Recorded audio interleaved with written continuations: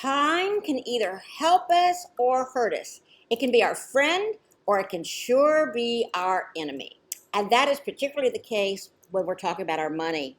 Taxes, inflation, market risk, and expenses all affect our money, particularly over the long term. Conventional wisdom tells us that we should approach our retirement with a future of just saving, saving, saving, hoping that we save just enough to make it, and that we want our money to uh, outlive us. You know, we used to say, I have more money than month. No, I have more month than money when we were younger. But now we want to be sure we don't have more life than we have money. We want our money to last longer, right? Well, that takes us right down to the 4% rule. Have you ever heard of the 4% rule? Well, the 4% rule determines that you should take 4% out of your nest egg every year in order to keep your nest egg from depleting your nest egg. Now, a few years ago, Dalbert said that the average stock market was 3.49. And I just did some research a minute ago, and it says the average stock market is 10, but that really doesn't take into account the inflation, market risk, the ups and downs. You know, when the stock market goes down 50%, it takes 100% to get back up, right? But anyway, the market has not done as well as we would like it to do. But just as an aside, it takes, at 4%, it takes $1,250,000 at 4%, that's $3,000 a month. Now, I don't know about you, but if I had an account of $1,250,000, I'd want more than $3,000 a month to live on. And do you know that that is actually a possibility? We need more than $3,000 a month for spendable income.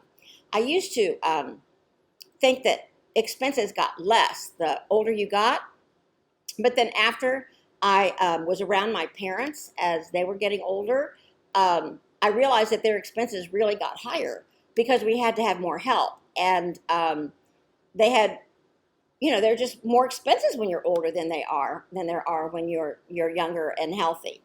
But so especially with time, taxes, inflation, market risk, and expenses, we better have our money in a vehicle that never runs out. And this kind of vehicle, and the kind of vehicle that will provide 3 to 5% more, 3 to 5 times more money than we need, so that we can take it out. Think about a $1.25 million nest egg. What if it was generating $100,000 to $125,000 a year of tax-free income instead? Wouldn't that be better? And what if your nest egg generator generated a predictable tax-free income where your money was fixed to inflation, so that inflation helps you rather than hinders you? Wouldn't that be a novel idea? What if it protected you from the loss of the economy or the markets when the markets were down?